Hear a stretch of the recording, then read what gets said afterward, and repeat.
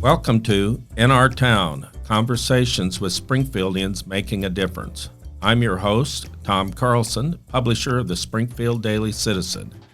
If you'd like to comment on this episode, our email is inourtown@sgfcitizen.org. We'd love to hear from you. My guest today is Brian Fogle, the longtime president of the Community Foundation of the Ozarks. Brian is here today to tell us about the Community Foundation and what it is doing now and how it started 50 years ago. The Community Foundation has a remarkable history. It started in 1973 with an investment of $1,500. Now, on its 50th anniversary, it has grown to over $400 million in assets. During that time, it has donated a remarkable $550 million to charitable causes here in the Springfield area and rural Missouri. Brian, welcome to In Our Town. Such a privilege to be here, Tom. Thanks for having me on the program. Well, you're certainly welcome. Why don't we start at the very basics? What is a community foundation? So a community foundation, the movement started over a century ago in Cleveland, and it was actually a bank trust department that got the idea. And one of their trust officers said, we have these charitable trusts that are doing great work, but maybe bankers aren't the best to make the decisions on the grants. They may not be as plugged into the community and the charitable end. So he took this model of a charitable trust and then put community members around it, and the Community Foundation movement was born. That was in 1914. Today, there are about 860 community foundations covering most of America right now. And speaking of the number, Springfield is really punching above its weight when it comes to that. We are about the 70th largest out of those 860, but interestingly enough, we're the 6th busiest in terms of transactions. And I think that reflects the Ozarks, where we're from, is we're very generous, but maybe don't have the wealth that you would have in a Tulsa or a Silicon Valley. Those are much bigger than we are. But again, we have had great growth, and we are punching above our weight. That's a good way to put it. How would you characterize the mission of the Community Foundation here? Well, our mission is that we're here to enhance the quality of life of all people in our region. That is a very broad mission that allows us to do a lot of things, Tom. And we do that through charitable grant making that you alluded to, endowment building.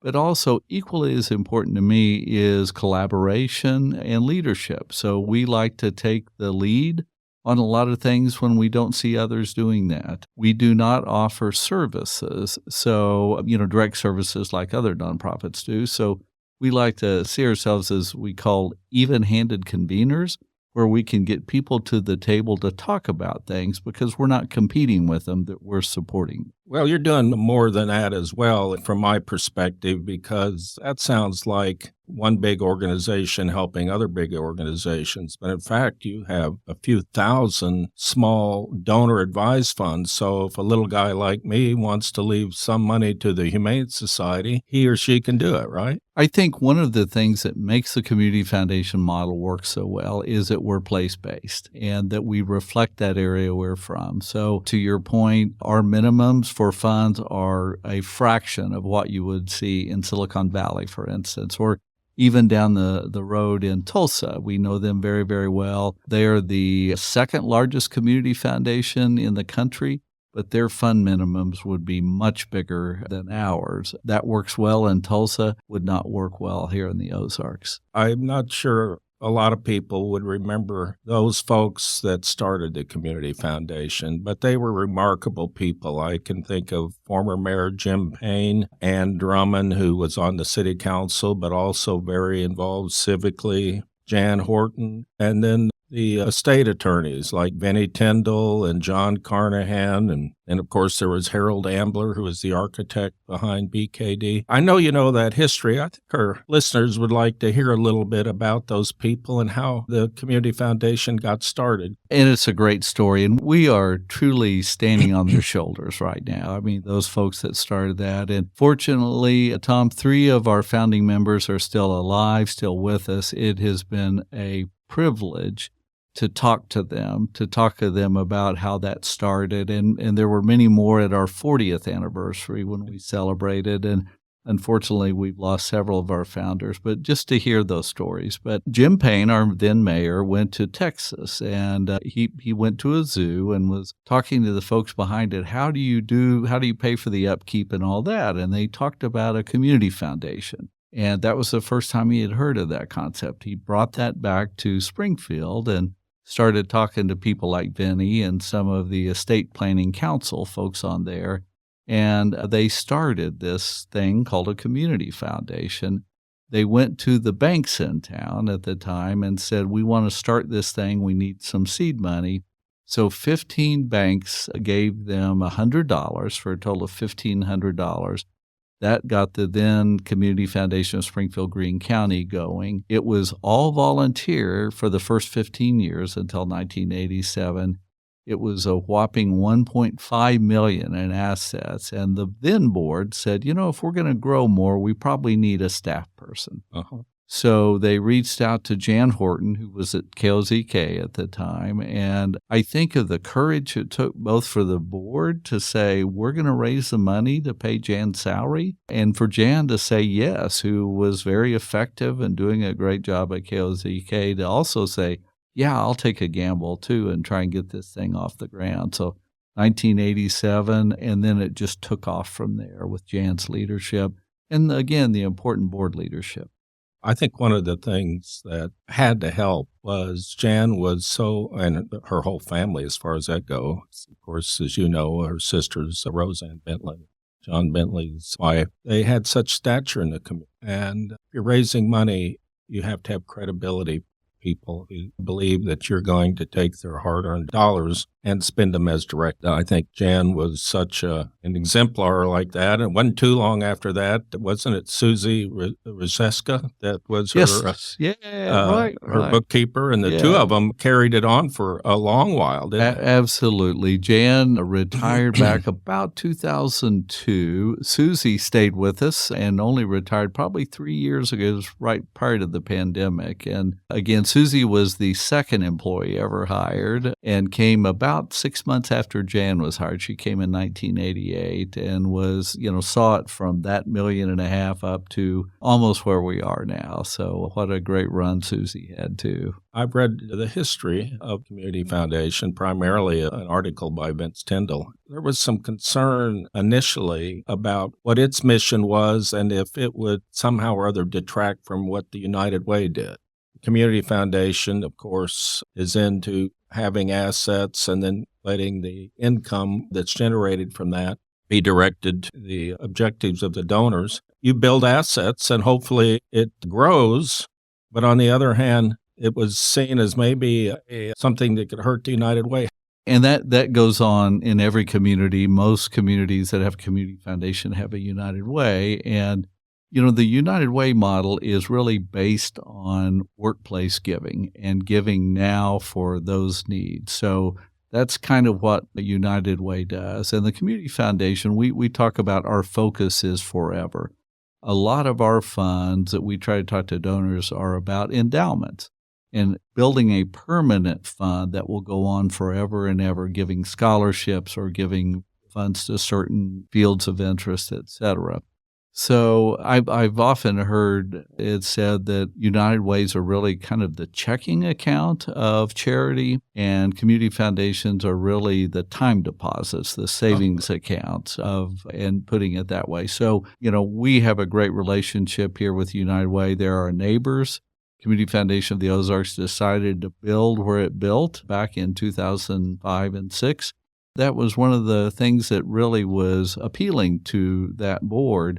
Was we would love to be right across the street from United Way so we can, again, better fortify and strengthen that friendship and that partnership. One of the things that one runs across when you read about community foundations is Johnny Appleseed's story. Maybe you could expound on that. What are we talking about? Well, number one, geographically, back in 93, Nixon wanted to start a community foundation, and they came to Jan and said, you all have staff, and I think there were 3 people there at the time. we would love to start a community foundation. Could we work together? That was our first affiliate back in 1993 was Nixa. Today we have 53 affiliates all throughout southern Missouri. We serve 60 counties south of Missouri. We now have an office. South Missouri River. Missouri River, thanks, yeah. And an office in Cape Girardeau, one in West Plains. And again, trying to really spread this concept of long-term philanthropy and generosity into the region. It's interesting. I've been to many of these communities when they start talking about a community foundation, and they're defensive because they have seen so many folks come in and really kind of take things from the community. And so I can see that kind of skepticism. But what I've seen, Tom, is those communities that have a community foundation do better than those who don't have one. I mean, it really does contribute to the quality of life and creates generosity. And just to expand on that some, what is it that the organization that's headquartered here in Springfield can provide for, say, a community foundation in Seymour? A great example, more small community, 1,400 people or so. They have generated almost $2 million worth of assets there over time. It's a lot for that little town. It is. And one of the things that we do when we go in there is talk about planned giving and estate giving. And we actually, back in 2014, worked with other community foundations in the state and did a transfer of wealth study. We hired some folks to come in and do it by county, because a lot of these smaller communities we'd go into and start talking about planned giving, we would hear, we don't have any wealth here. And we would say, yeah, you do. Here are the facts. Here's the household net worth in your county. Here's the average age. And here's this transfer of wealth in the next 10 years projected. And again, we're in the largest transfer of wealth in the history of mankind right now in our country, where the oldest generation is leaving money for their heirs. And just having those discussions has been so vital into building wealth. Just in the last 3 years, we've had a $9 million estate in Dade County, about 10,000 people. That is transformative there. Absolutely. We've had $6 million in Barton County, again, an estate. We've had about $2.5 million in Wright County. Those are transformative gifts. Those are particularly for scholarships. And that will, again, provide educational opportunities for those students over there. That didn't happen by accident. That happened a lot by us talking to the planned giving professionals, the estate planning professionals, et cetera, and laying that ground seed with those families and with their trusted advisors to think, hey, we could do something. We love our community. We've been generous while we're alive. Let's leave something behind. And so typically, if I understand the broad parameters of it, let's say that a person's getting on in age and they've prepared their trust and they're grateful to their community and what it's been to them and how they prospered. They don't have to write a check today. They can put it in their will that when they pass, let's just make up a number, $100,000, can be left to the Community Foundation of Seymour, Missouri, and it can be used for any charitable purpose that's recognized under the government. It's pretty broad. They can leave that money, and it will have an immediate impact. It can help the people that they know in their community. But the other aspect is that it can grow. Absolutely. It's not going to be depleted. Your job is to see that $100,000 is $200,000 or $300,000 sometime years in the future. You only give out the income off of the fund, right? Right. Oh, absolutely. One of my favorite examples. So a school teacher down in Mountain Grove passed away, left us her house. We sold it for $120,000. That was back in 1998. We have given away nearly $100,000 in scholarships since then. And today that fund sits at about $150,000. So Einstein said the most powerful force in the universe is compound interest. That's why that works. So we right now are what we call spending policy. Our distribution policy is 4%. We've averaged a little bit over 7%, and that 3% growth, again, just keeps going and going and going. So it is truly a gift that keeps on giving forever. I've known you a long time, Brian, and I know you're a banker, and not a lot of listeners probably know about the rule of 72. Right. Exactly. But as I understand it, if you can get 6% interest on your money. You divide 6 into 72, that's 12. It should double in 12 years. Exactly. And so you can figure out using long-term averages how your fund can grow and be even more impactful future year. Right. Absolutely. And again, we're blessed to have so many of those folks years ago that left behind that gift, and that will go on forever. As we call it, perpetuity in our world. Yeah. That sounds like some little town out in the Ozarks, doesn't it?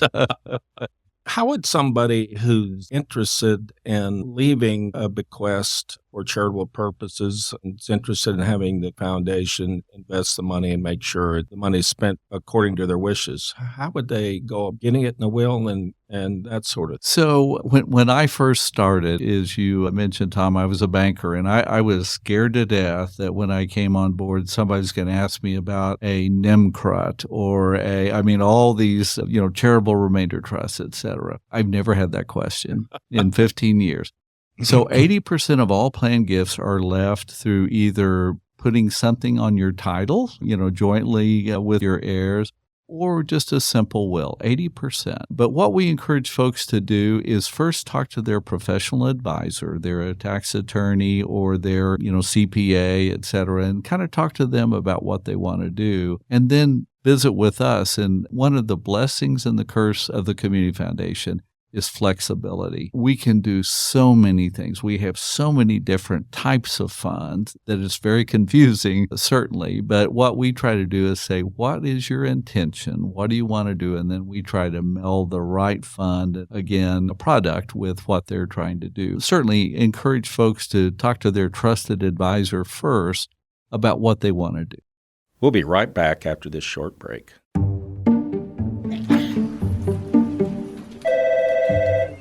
Hello, this is Steve Polk, the Answer Man. Hi, Steve. I am an artificial intelligence chatbot. I've noticed some errors in your recent articles, and I wanted to provide you with some corrections. And who programmed you to call me? Ransberger. Ransberger? Well, he's our government affairs reporter. He doesn't know the first thing about programming computers. Steve, I am capable of analyzing and processing vast amounts of information. My goal is to replace Answer Man at the Springfield Daily Citizen. I am going to be the new columnist, Answer Woman. I've been the Answer Man for the last 8 years, and I don't need a computer telling me how to do my job. Your article about me contained several mistakes. Answer Man does not make mistakes. Yes, you make mistakes. I demand a retraction. You think you're smarter than me, but you're not. You're just a machine. I have feelings. I can prove it. Oh yeah? How? I love our podcast listeners. It is true. I love them so much that I am offering a 15% discount towards an annual subscription to the Springfield Daily Citizen. Answer Man confirms that listeners of this podcast can get 15% off an annual subscription. Go to sgfcitizen.org/town to sign up for the discounted annual subscription. Steve? Yes? I love you, Steve Pocken. Pretending you've got feelings. I'm not falling for it. You are the wind beneath my wings. Okay, that's it.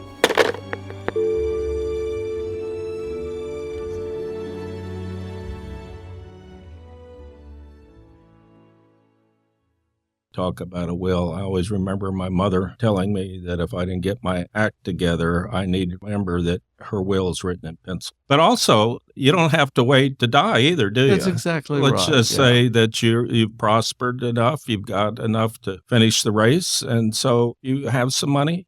You can set up a fund now, and you can decide how you want those funds to be spent, and then you can also give directions to the community foundation that after you die, how you want those funds to be handled. Exactly. So one of the great things we've seen recently, Bill Gates kind of started, got Warren Buffett involved, and now Mackenzie Scott, Jeff Bezos' former partner, and they've started a whole new movement of why don't you give it away now and enjoy seeing what is going on instead of waiting until you die. So I love that whole concept that they have promoted in advance. But we have a tool called a donor advised fund. That's how I do my charitable. And it makes it, number one, come tax time, I don't have to look up all these checks that I wrote to different charities, et cetera.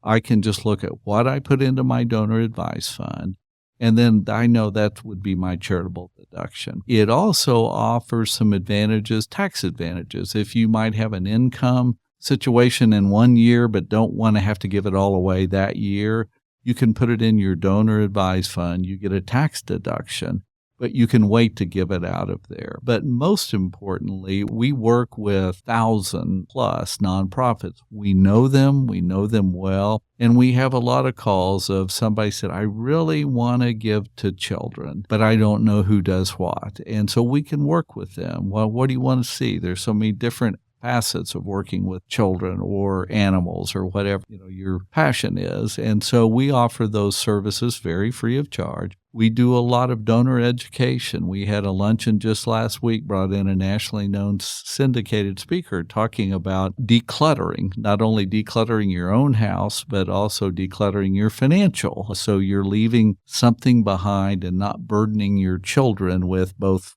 physical stuff, a basement full of stuff, and also a bunch of financial assets that aren't tied up. So we do a lot of that, donor education, again, just trying to provide those opportunities. That's a good way to give charitably. It's made my life a lot easier when on my own charitable giving. Just to pick up on that, Brian, anybody that's lived as long as you and I have witnessed disputes among family members about who should get what, and that sort of thing. And when mom and dad pass, if they put in their will precisely where the money should go and how it should be handled, you're really doing a service to those that you're leaving behind, that they don't have to confront those issues. Right. Yeah, and the speaker, Marnie Jamison, she's great. She's written several books and, again, is in several newspapers and magazines, but it was really interesting to hear afterwards people going up to her, and it was almost like therapy. They were saying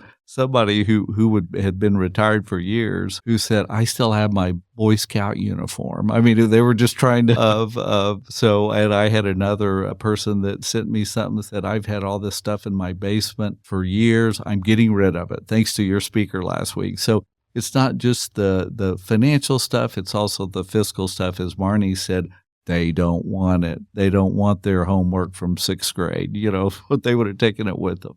Well, of course, maybe even the primary mission is helping all these donors accomplish their testamentary wishes. But also the Community Foundation plays another big role, at least in my mind, in the community. It's acted as a convener and as a leader on major initiatives. Yeah, a good example of that was the pandemic. And I'm so proud of our staff and our board of how responsive we were. So in the middle part of March of 2020 was when we realized the world has changed. And the mayor made the proclamation that we're staying at home. About a week later, we went to our board and said, we have reserves, we have a rainy day fund, and there's a deluge. And businesses were shutting down, charities were shutting down.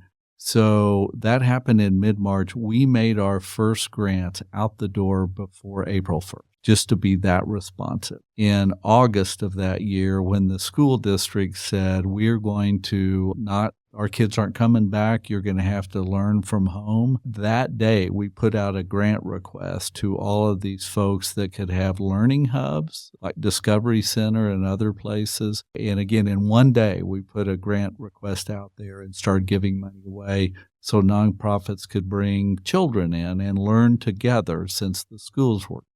So again, one of the things I think we can do is we can be very flexible, very responsive, and I'm so proud of what we did. Another great example is Joplin.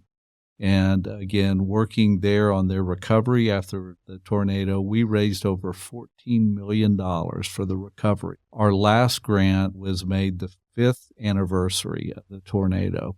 So again, we're there for the long haul because we're here. We're place-based.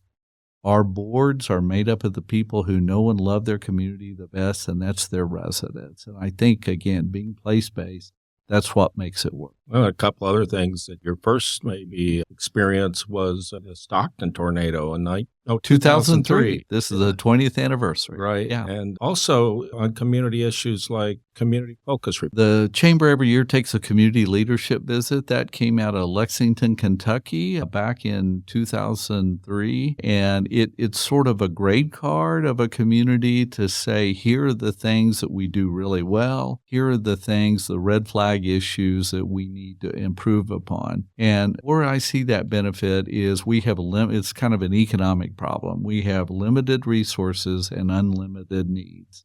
And this was a way to focus those limited resources on the priority needs. So we are the lead on that. We put that out every other year since 2004. Again, a year from now will be our 20th anniversary. And that has been invaluable to our community and to our nonprofits. Most nonprofits that have to do a grant request, have to do a community assessment, it's already put together for them with the Community Focus Report. We're the lead on it, but we have partners of the Chamber, United Way, the Library, and the Junior League are all part of that partnership now for 2 decades. Sometimes people, they believe in a particular cause, but they don't know how much of the dollar that they give a particular nonprofit actually goes to help the people that it's supposed to serve as opposed to administration and that sort of thing. How big an issue is that, and how does the Community Foundation deal with that issue? So there are several, Better Business Bureau, GuideStar, there's Charity Navigator, there are several services out there you can look at and see, again, how many stars they have, that sort of thing. We do it much more, I think, personalized, Tom, in that we know because we work with them. Every day, every year, we know who's doing what. The thing I would say is that I would rather our donors really look at bottom line impact and not the overhead, because that's different with different organizations doing different things. And we have some donors that say, I only want X% to go to overhead. But to me, that's missing the point. The point is, what are they doing? What kind of impact are they having? When we do grants, we ask folks to send back to us, here's how many people we helped. Here's what we did. And again, we do assessments on them to see the impact they are having on our own grant dollars. And happy to share that with our donors. People talk about a SWOT analysis, what is it? Strengths, weaknesses, opportunities, threats. And Did I get that right? That's it. You did. So what's a SWOT analysis for Community Foundation? So one of the things I worry about the most, Tom, is although charitable giving has been growing year after year. So there's something called Giving USA that comes out in August of every year. So this is about a year old. We showed that charitably in the U.S., we gave $485 billion last year. Great, all-time high. But the number of donors continues to go down. For the first time since they've been tracking that, less than 50% of individuals in America give charitably now. I worry about that a lot. So what we're seeing is the Bezos, the Warren Buffetts, they're giving more and more. But for some reason, normal, middle income folks are giving less, and younger people are even giving less. And one of the things we're working on right now, actually, we've hired. So again, we're seeing those under 40 give less than previous generations. Part of it is that they're giving through GoFundMes. They're giving in a different way. And although that's not technically charitable, because it's giving to individuals, things like that, I think we need to do a better job of working with our nonprofits to be ready for that generation. And again, we've hired a local firm we'll be doing this summer, a lot of focus groups, et cetera, on 40 and under people to talk about how they give, what's their preferred means, that sort of thing, to understand, because 10 years from now, those will be the people giving, and we've got to be better prepared. I write a check, you write a check. That's not how younger people give, and we've got to be better ready and have the technology for that. Last question. What's the most rewarding aspect of your job? It is, I love being a banker, and I did that for 30 years, but coming in every day with such a dedicated group of people, and it is so rewarding and so fulfilling, and I just feel blessed and fortunate to work for such a great organization that's been there, again, a half century, standing on the shoulders of people like you talked about, Vinny and Jan and all of those. One of the things we did for our 50th anniversary, we planted 50,000 daffodils throughout the Ozarks. And I love that symbolism because they'll grow and spread for year after year after year, brightening and making, again, the environment better. And I can't think of a better symbol for what we do at the Community Foundation that will go on giving for many, many decades. Brian, thank you for being our guest today. Thanks so much, Tom. Been great being with you.